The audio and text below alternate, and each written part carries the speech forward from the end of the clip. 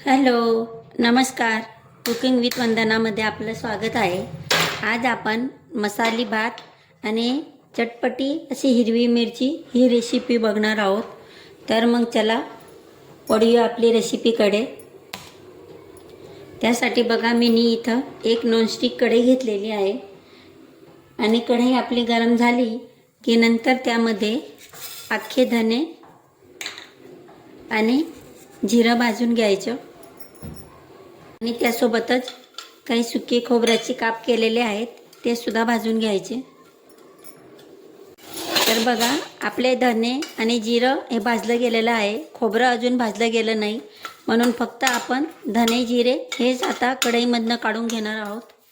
तर बघा आपलं खोबरंसुद्धा आता भाजलं गेलेलं आहे. हे थंड झालं की नंतर आपण मिक्सरमध्ये त्याला ग्राइंड करणार आहोत. त्यानंतर बघा मिक्सरच्या भांड्यामध्ये मी लाल मिरची भिजू घातलेली होती ती घेतलेली आहे आणि जो मसाला आपण भाजून घेतला तो घेतलेला आहे. त्याला थोडं थोडं पाणी घालून आपण स्मूथ असं पेस्ट तयार करून घेणार आहोत. तर बघा आपण स्मूथ असा मसाला तयार करून घेतलेला आहे. आता आपण आपल्या भातला फोडणी देणार आहोत. तर बघा मी इथं एक कुकर घेतलेला आहे. त्यामध्ये 2 पड्या असं तेल घातलेलं आहे.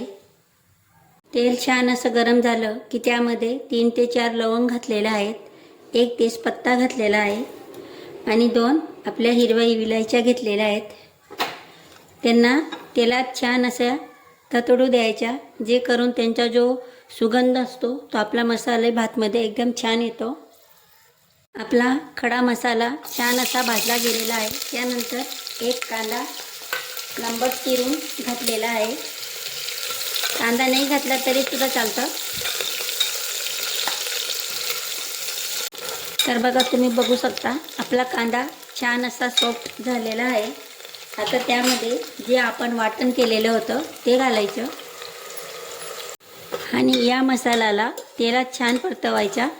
कडाला तेल सुटेपर्यंत हा मसाला परतवायचा. आता आपला मसाला छान असा भाजला गेलेला आहे. त्यामध्ये असे लांबट चिरलेले बटाटे घातलेले आहेत. त्यानंतर तसेच आकारात चिरलेले वांगेसुद्धा घालायचे आणि त्यांना मसाल्यामध्ये एकजीव करायचे छान. त्यानंतर त्यामध्ये थोडीशी फुलकोबी मोठी मोठी फुलं चिरायची, जास्ती बारीक चिरायचे नाही.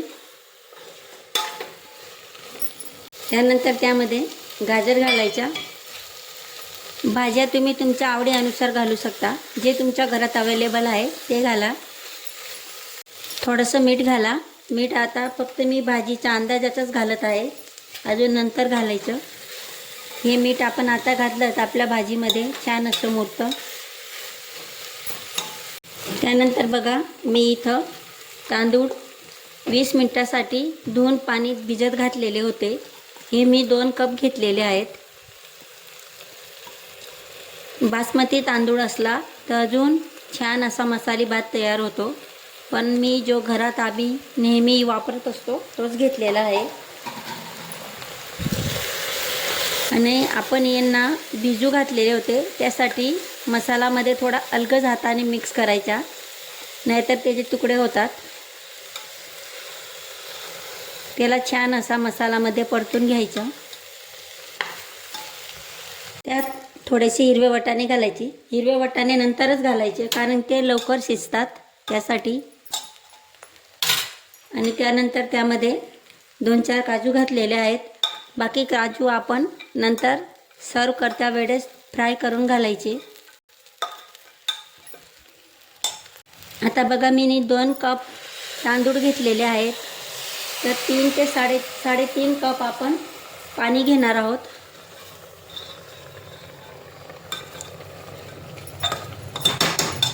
पाणी घातल्यानंतर त्यामध्ये हाफ चम्मच असं गोडा मसाला घातलेला आहे आणि थोडंसं मीठ घालायचं. अजून आधी आपण भाजीपुरतं मीठ घातलेलं आहे, म्हणून अंदाजाने मीठ घालायचं.